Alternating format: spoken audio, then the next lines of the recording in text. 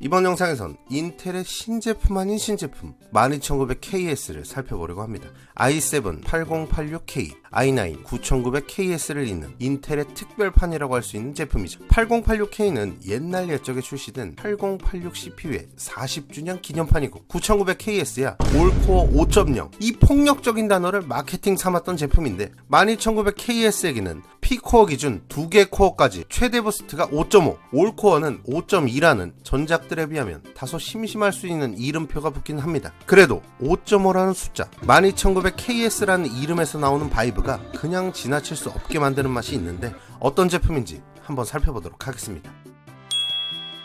12900KS, 12900K의 스페셜 에디션이다 이거예요.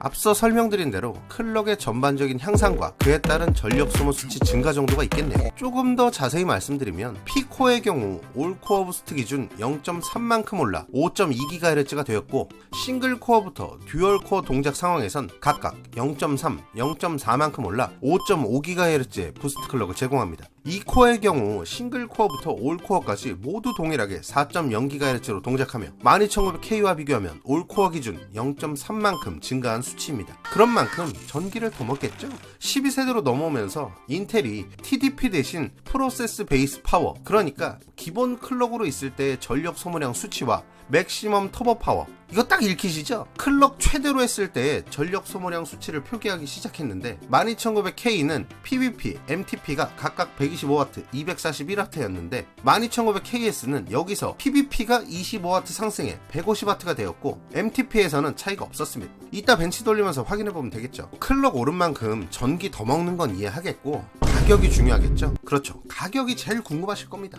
일단 출시가는 12900K에 599달러에 비해 약 150달러 상승해 749달러가 되었습니다. 가격이 좀 빡세긴 하네요. 샵 단화 기준으로 12900K랑 대충 20만원 조금 안되게 차이가 나고 있는데 80만원대가 100만원이 되니 심리적인 저항이 확 생기는 건 사실입니다. 흔히 뽑기라고 부르죠. 확정 수율품을 20만원 더 주고 사는 느낌이라고 보면 나름 말이 되는 것 같기도 하고 확실히 개인차가 있으리라 보입니다. 성능 보겠습니다. 윈도우 11에서 진행했고 각종 프로그램의 버전들은 화면을 참고해주세요. 너무 길어. 벤치마크 한정 비교군으로는 12세대 출시 당시에 12900K를 보여드릴 건데 바이오스니 윈도우니 안정화되기 전의 결과값이니 온전한 1:1 비교는 아닌 점 양해 부탁드리고요. DDR5의 경우 일반 시금치 상태죠. 4800 CL40의 상태와 5200 CL40의 XMP 상태 두 가지에서 비교했으니 참고 부탁드리겠습니다.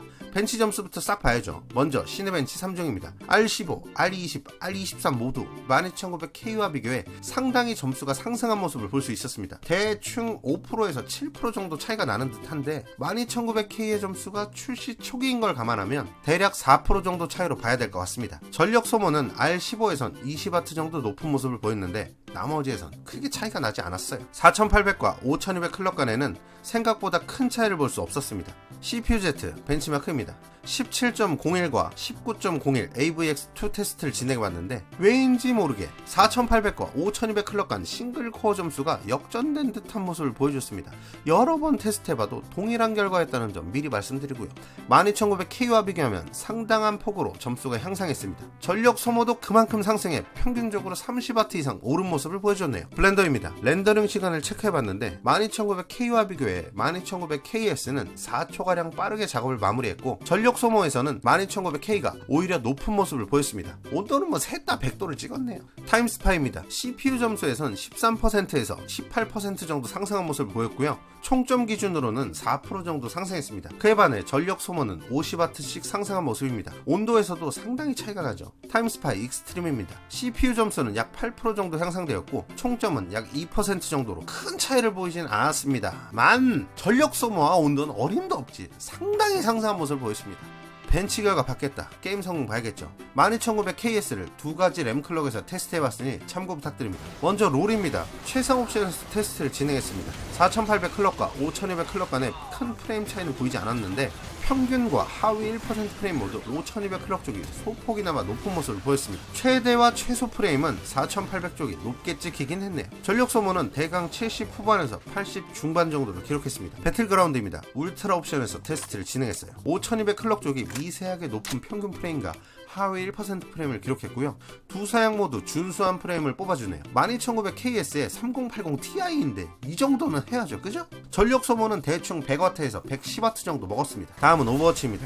오버워치에서는 앞에 두 게임보다 램 클럭 간 차이가 조금 더 두드러졌는데 하위 1%는 10프레임 이상, 평균 프레임은 7에서 8프레임 정도 차이가 났습니다.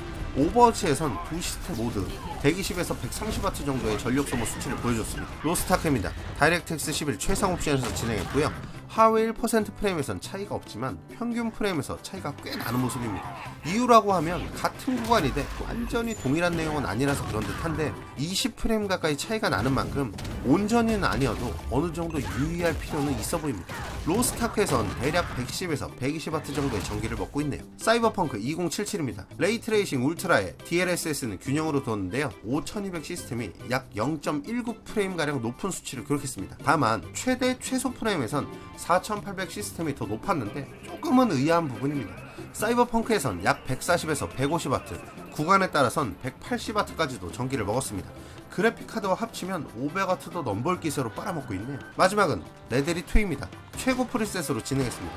최종 결과값 기준 5200쪽이 0.3프레임 정도 높은 프레임이 나왔습니다. 차이가 이때 괄목할 만한 차이는 아니라고 말씀드릴 수 있겠습니다.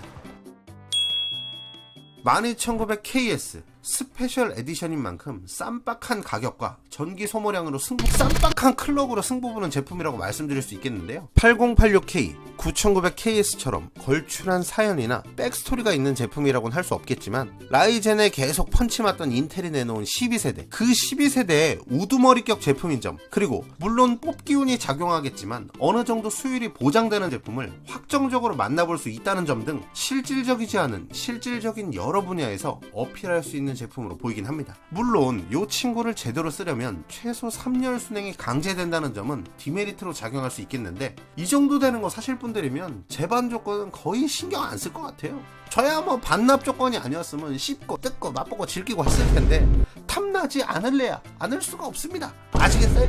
이번 영상은 여기까지고요. 영상이 마음에 드셨다면 오늘도 역시 좋댔다고 부탁드리고요. 다음 영상에서 다시 만나요. 안녕.